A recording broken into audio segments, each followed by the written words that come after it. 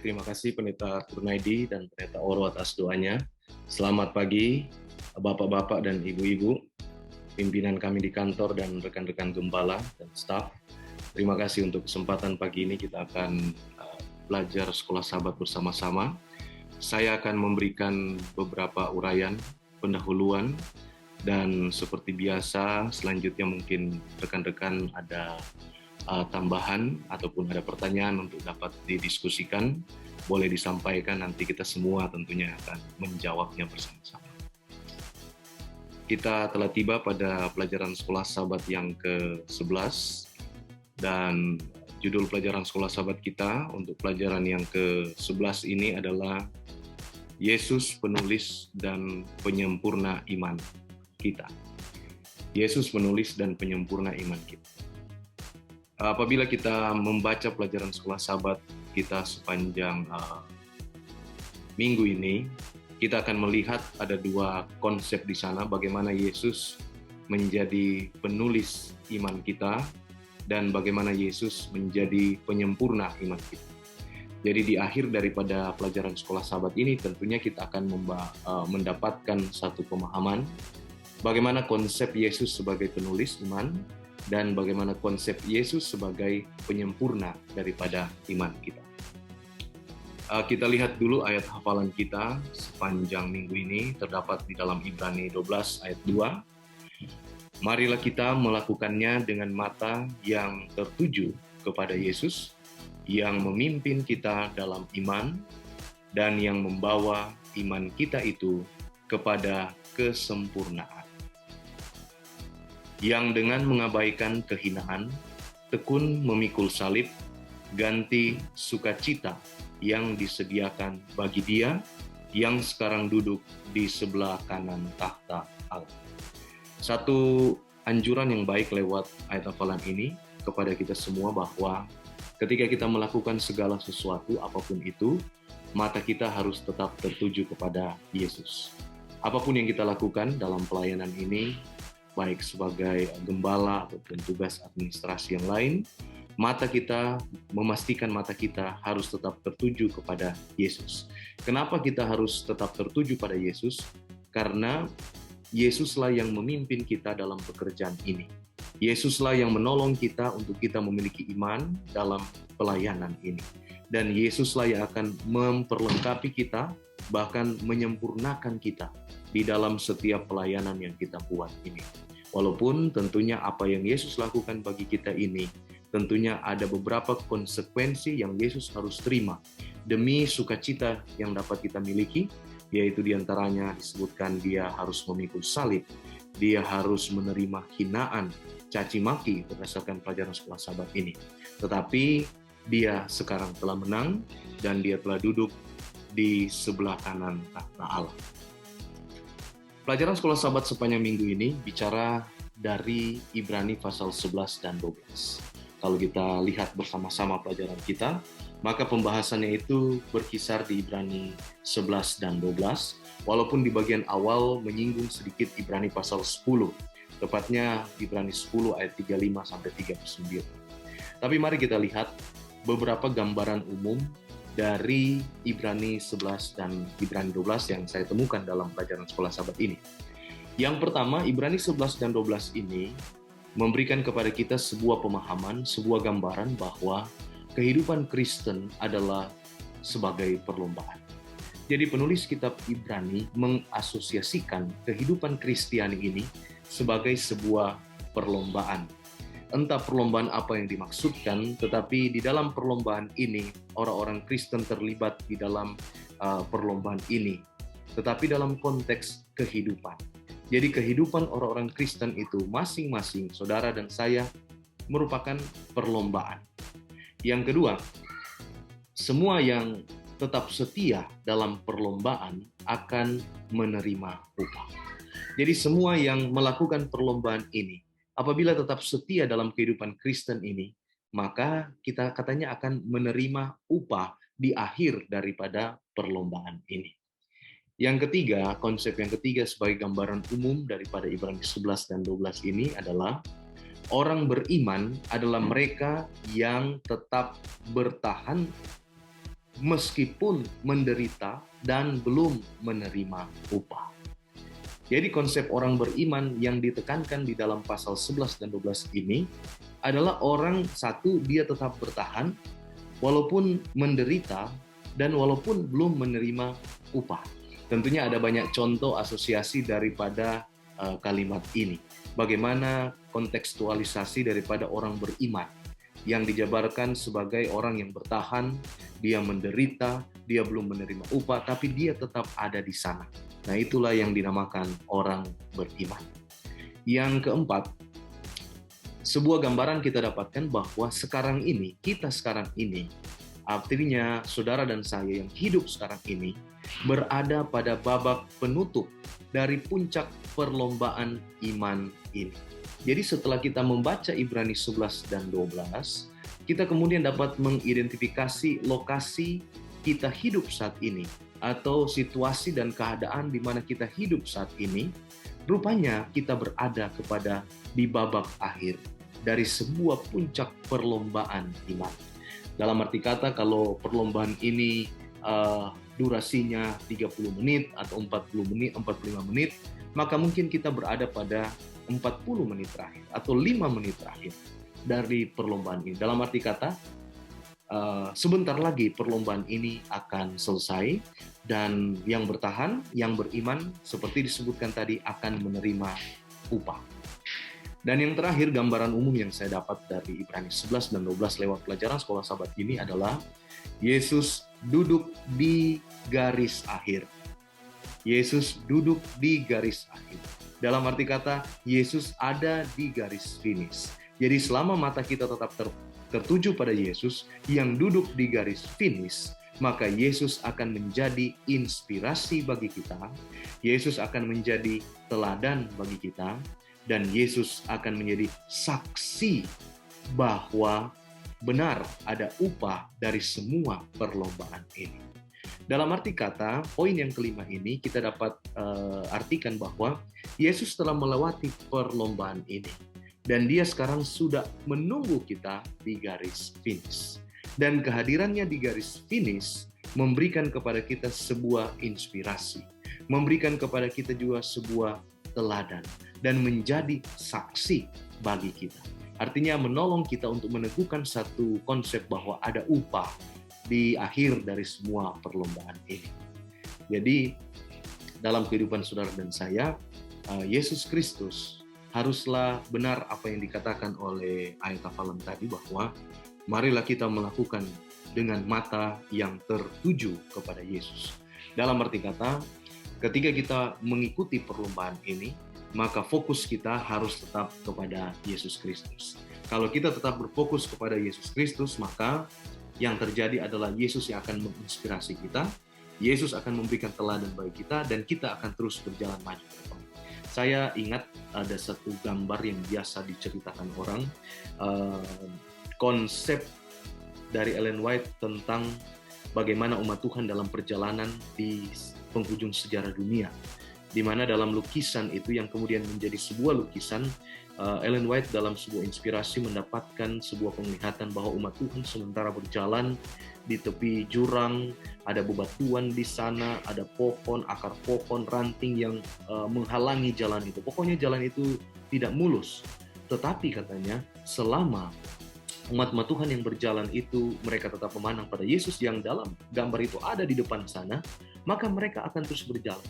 Walaupun ada banyak yang jatuh, terantuk batu, tersandung dengan akar-akar pohon, jalan yang bergelombang, tetapi selama mereka tetap dapat memandang pada Yesus, dalam arti kata mereka mau bangun, lalu berjalan kembali, maka mereka akan tetap finish sampai di garis finish yang sudah ada Tuhan Yesus di sana. Tapi bagi mereka yang terlalu berfokus pada persoalan, bagi mereka yang terlalu berfokus kepada rintangan, batu, jalan yang rusak, dan lain sebagainya, maka justru mereka lah yang akhirnya kemudian menjadi putus asa. Justru mereka lah yang kemudian menjadi lelah. Justru mereka lah yang kemudian akhirnya, karena mereka terlalu berhati-hati mungkin supaya tidak terantuk, mereka jatuh ke dalam jurang. Nah, ini adalah sebuah konsep bagaimana kita memandang kepada Yesus. Melakukan segala sesuatu dengan memandang kepada Yesus. Ditarik dalam gambaran Ibrani 11 dan 12, Yesus duduk di garis akhir memberikan inspirasi, memberikan teladan untuk kita yang sementara berjalan dalam perlombaan ini. Dan yang pasti memberikan sebuah peneguhan bahwa ada upah dari perlombaan. Di akhir perlombaan ini ada upah yang Tuhan Yesus sediakan untuk kita. Implementasi iman dalam Ibrani 11 ayat 12 dalam arti kata apa yang dapat kita perbuat setelah kita membaca Ibrani 11 dan 12 dalam kehidupan kita sehari-hari. Saya memberikan uraian yang pertama, kita harus memiliki keyakinan bahwa definisi iman itu adalah keyakinan pada janji Allah walaupun kita belum dapat melihat. Jadi kita tetap percaya untuk barang sesuatu yang tidak kita lihat atau belum kita terima. Itu adalah definisi iman. Jadi sebuah keyakinan bahwa kita tetap percaya pada Allah, walaupun kita belum melihat upahnya, walaupun kita belum melihat apa yang disediakan bagi kita dalam perjalanan iman ini, tapi kita tetap memiliki keyakinan percaya pada janji Allah. Yang kedua adalah orang benar akan hidup oleh iman. Jadi semua orang benar itu pasti dia akan hidup oleh iman. Sebentar kita akan lihat beberapa contoh-contoh pahlawan-pahlawan iman untuk mengurai akan kalimat ini. Yang ketiga, ketekunan adalah karakteristik yang harus ditunjukkan umat Allah di akhir zaman. Jadi ketika berbicara kehidupan di akhir zaman dengan segala macam persoalan dan pergumulan daripada umat Tuhan yang sementara berjalan ke sorga di penghujung sejarah dunia, maka ada satu kata kunci yang harus dimiliki oleh umat Tuhan ini yang dapat menjadi karakter daripada umat Tuhan ini, yaitu ketekunan. Ketekunan ini adalah sebuah karakter yang harus muncul daripada umat-umat Tuhan yang sementara ikut di dalam perlombaan iman ini. Dan ketekunan ini banyak dideskripsikan di dalam Alkitab. Banyak dituliskan apa arti daripada ketekunan. Ketekunan itu bisa berarti kegigihan. Ketekunan itu bisa berarti sebuah keteguhan. Ketekunan itu bisa berarti juga mungkin agak sensitif, artinya itu sifat keras hati. Ini namanya ketekunan. Orang yang tekun menjadi sebuah karakter penting daripada umat Tuhan yang hidup di akhir zaman. Yang berikut kemudian adalah mempelajari iman melalui teladan daripada tokoh-tokoh Alkitab masa lalu. Jadi ketika kita mau menjadi pelaku firman, kita mau menjadi pelaku iman, maka kita harus mempelajari iman itu sendiri. Dan cara kita mempelajari iman itu adalah dengan kita melihat teladan yang telah diberikan oleh tokoh-tokoh Alkitab di masa lalu, yang hidup di masa lalu. Tokoh-tokoh Alkitab ini jugalah yang dapat memberikan kepada kita inspirasi dan teladan bagaimana kita harus hidup, memiliki iman di dalam kehidupan kita setiap hari. Dan yang tidak kalah penting adalah menjadikan Yesus sebagai teladan utama. Menjadikan Yesus sebagai teladan utama di dalam kehidupan kita.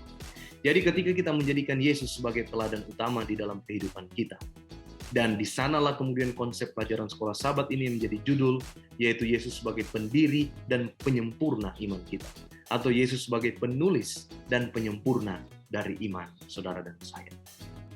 Mari kita lihat beberapa contoh pahlawan-pahlawan iman yang dicatat oleh pelajaran sekolah Sabat ini, yang boleh memberikan kepada kita sebuah pemahaman yang lebih baik lagi bagaimana tentang iman itu. Ada 3 contoh yang disebutkan oleh pelajaran sekolah Sabat ini, 3 pahlawan iman yang dituliskan di dalam Ibrani pasal 11 yang akan kita bahas bersama-sama. Yang pertama tentunya adalah bapa segala orang percaya, yaitu Abraham. Di dalam Kejadian 22 tentunya kisah yang paling menarik tentang konsep iman dalam kehidupan Abraham adalah Kejadian pasal 22, atau kisah di Kejadian 21 dan 22 ini menjadi sebuah puncak daripada iman, penilaian iman dari sorga terhadap Abraham.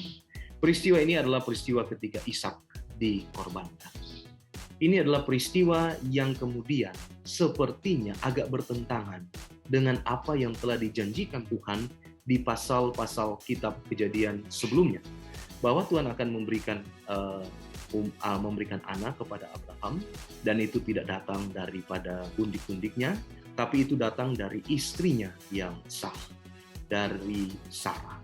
Yang menjadi persoalan adalah Sarah katanya telah lewat masa untuk bisa mengandung.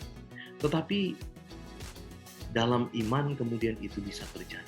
Walaupun ada keraguan daripada manusia, tetapi itu kemudian bisa terjadi. Tetapi ketika itu terjadi, ketika Ishak dilahirkan, justru datang perintah yang lain. Kejadian 22 kisah di mana Ishak harus dibawa untuk dikorbankan. Ishak harus dikorbankan.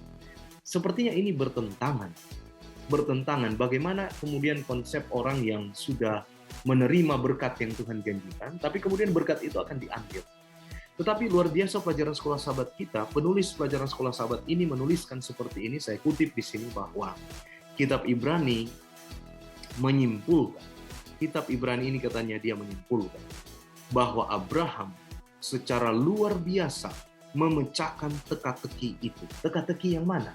Tuhan kasih berkat, dia ragu, istrinya ragu, dapat anak ini, tapi setelah anak ini dapat, justru ada rencana yang lain, yaitu anak ini harus dikorbankan. Jadi setelah dapat kehidupan, ada kematian sesudah kehidupan ini. Itu teka-teki, itu teka-tekinya. Dengan sampai kemudian Abraham sampai pada kesimpulan bahwa Tuhan akan membangkitkan Ishak setelah dia mempersembahkan. Ini adalah sebuah uraian yang menarik, bahwa iman Abraham melangkah jauh daripada apa yang dapat kita lihat atau kita baca dalam Alkitab. Diuraikan, dideskripsikan bahwa rupanya Abraham ini, dia mau percaya kepada Tuhan karena dia yakin bahwa Tuhan akan membangkitkan Ishak. Kalaupun Ishak bisa dikorbankan, Ishak pun akan dibangkitkan, sebagaimana Tuhan telah memberikan kepada Abraham anak, yaitu Ishak. Tuhan juga yang pasti akan memberikan kepada Abraham ini kehidupan, kebangkitan untuk Ishak yang telah dikorbankan. Ini iman daripada Abraham yang dituliskan dalam pelajaran sekolah sahabat kita. Iman ini menjadi luar biasa karena pada waktu itu belum ada yang namanya kebangkitan. Abraham belum pernah melihat ada orang mati dibangkitkan oleh Tuhan. Ini kisah di Perjanjian Lama, di awal-awal Perjanjian Lama. Dan ini merupakan suatu hal yang luar biasa karena disebutkan dalam pelajaran sekolah sahabat ini bahwa Abraham belum memiliki pengalaman melihat kebangkitan. Tetapi dia percaya, dia beriman, kalaupun Ishak harus dikorbankan, maka Ishak pasti juga akan dibangkitkan oleh Tuhan ketika dia mati. Jadi kita dapat kemudian melihat sebuah pelajaran penting di sini bahwa tidak serta-merta Abraham ini menjadi orang seperti ini. Tentunya ada proses yang terjadi dalam kehidupan Abraham sehingga dia kemudian dapat memiliki sebuah konsep iman yang luar biasa. Pelajaran-pelajaran dari kehidupan perjalanan iman masa lalu daripada Abraham rupanya penting. Dia pernah melewati sebuah proses pengalaman indah dengan Tuhan. Dan di sana melibatkan iman. Dan dalam proses ini kemudian dia memiliki satu konsep iman yang sempurna dengan Tuhan. Bahwa ketika kita setia pada Tuhan, ketika kita berjalan dengan Tuhan, ada pengalaman iman yang tercipta dengan Tuhan, ini akan menuntun kita untuk naik kelas dalam konsep pemahaman iman kepada Tuhan.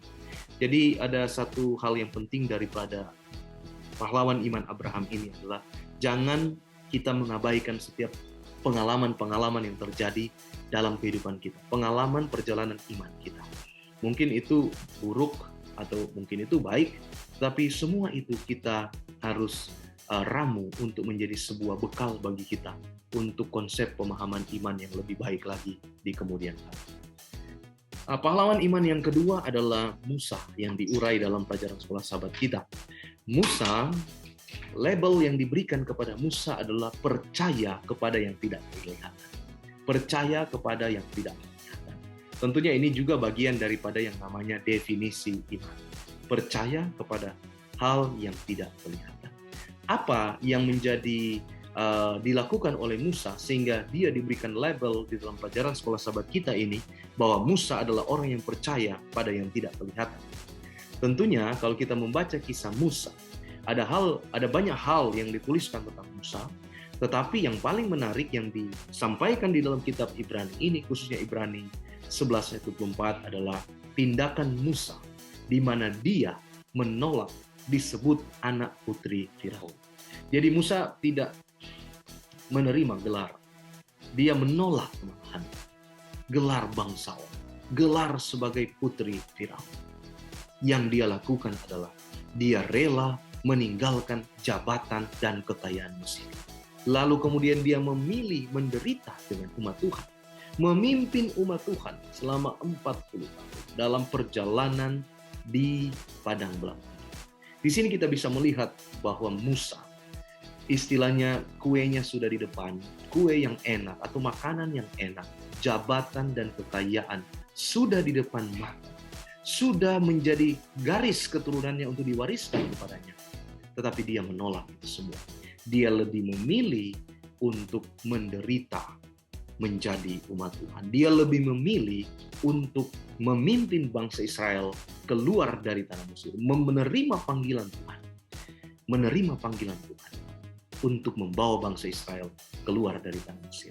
Dan apa yang dilakukan oleh Musa ini kemudian menjadi sebuah contoh mini bagaimana perjalanan umat Tuhan atau orang Israel modern, atau kita bisa sebut saudara dan saya saat ini, perjalanan dari dunia ke surga. Jadi Musa percaya kepada hal yang tidak kelihatan. Dia tidak mengambil hal yang kelihatan, yaitu jabatan dan kekayaan di Mesir, tetapi dia lebih memilih untuk mengambil penderitaan.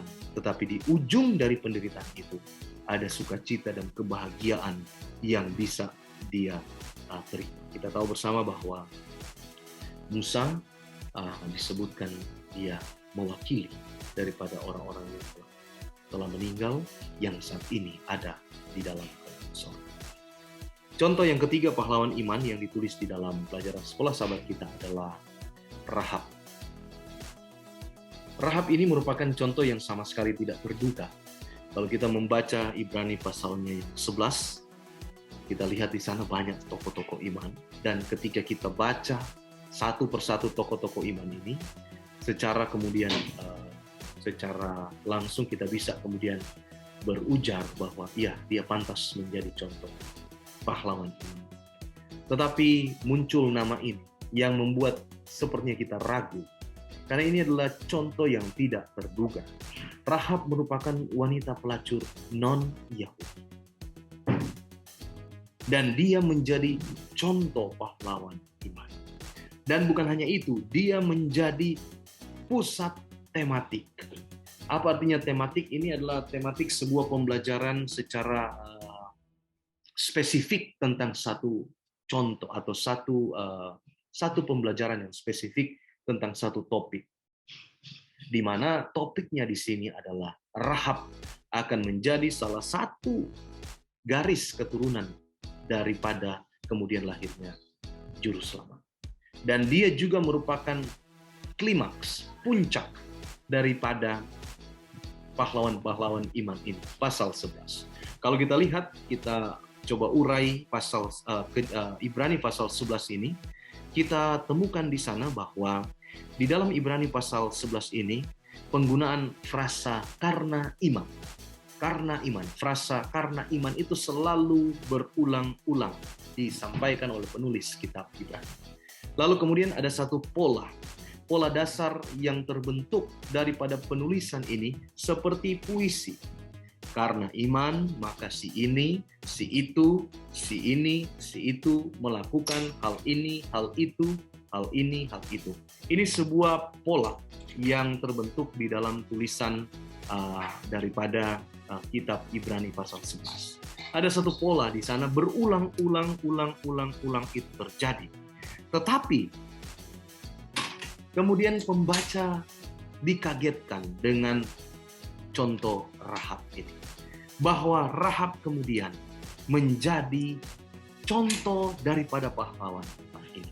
Bahkan penulis pelajaran sekolah sahabat ini bilang, contoh yang terakhir ini bukanlah Yosua sebagai orang yang memimpin bangsa Israel itu ke tanah perjanjian, menggantikan Musa.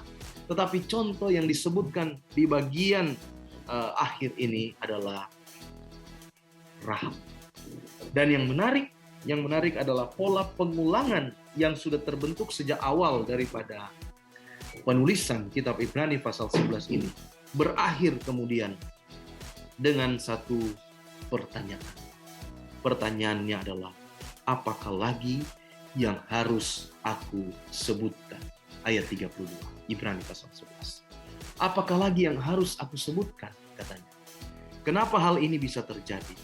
Karena Rahab menjadi tokoh kunci rupanya daripada salah satu pahlawan iman ini di bagian akhir daripada.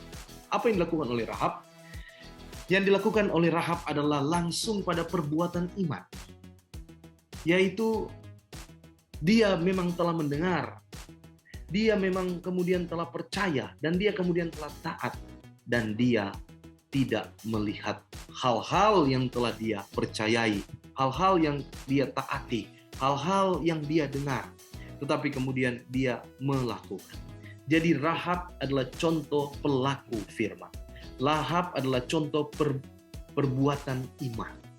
Disebutkan di dalam pelajaran sekolah sahabat ini adalah Rahab adalah orang yang menjadi satu panutan kepada kita dalam hal perbuatan iman. Perbuatan iman Rahab. Bahwa dia percaya, dia mendengar, dia taat meskipun dia tidak melihat. Dia tidak melihat tula-tula yang ada di Mesir, atau pembebasan di Laut Merah, atau air yang mengalir dari batu, atau roti yang turun dari sorga. Namun dia percaya.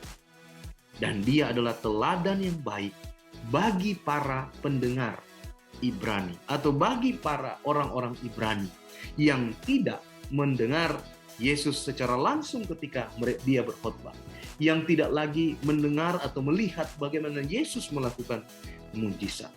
Konsep daripada Paulus menuliskan tulisan ini untuk orang-orang Ibrani yang sudah tidak mendengar cerita tentang Yesus, menyaksikan dengan mata cerita tentang Yesus, mengalami cerita tentang Yesus, mengalami mujizat yang dilakukan oleh Yesus.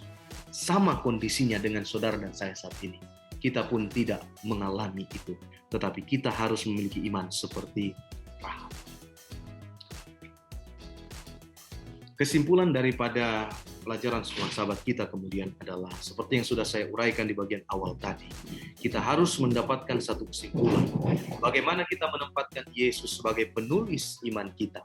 Dan bagaimana kita mendapatkan kesimpulan Yesus sebagai penyempurna dari iman kita. Yang pertama, Yesus sebagai penulis iman kita. Kita dapat melihat bahwa Dia adalah satu-satunya yang menyelesaikan perlombaan sebelumnya. Kehidupan Yesus yang sempurna memungkinkan kita bergabung dalam perlombaan iman itu. Ibrani 10 ayat 5-14. Dan Dia adalah alasan kita memiliki iman. Inilah konsep Yesus sebagai pendiri atau penulis daripada iman kita. Yang berikut, Yesus sebagai penyempurna iman kita. Jadi kalau di bagian awal pendiri, penulis, bagian akhir, maka penyempurna ini ada di bagian akhir. Bagian awal dan bagian akhir. Alfa dan Omega. Yesus penyempurna iman kita. Menyerahkan segalanya untuk kita. Tidak pernah berbuat dosa. Berfokus kepada masa depan yang penuh sukacita. Dan menanggung segala beban kita. Ini adalah konsep bagaimana Yesus sebagai penyempurna daripada iman kita. Saya ingin menutup dengan satu kutipan Roh Nubuat yang dituliskan di dalam pendalaman hari Jumat pelajaran sekolah sahabat ini. Kutipan yang begitu penting untuk kita dapat pahami. Dalam buku Kebahagiaan Sejati halaman 79, Ellen White menuliskan melalui iman Anda menjadi milik Kristus. Melalui iman Anda bertumbuh di dalam Dia. Dengan memberi dan menerima, Anda harus memberikan semuanya. Hatimu, kemauanmu, baktimu, serahkanlah dirimu kepadanya untuk menurut semua peraturan-peraturannya. Lalu Anda harus mengambil semuanya.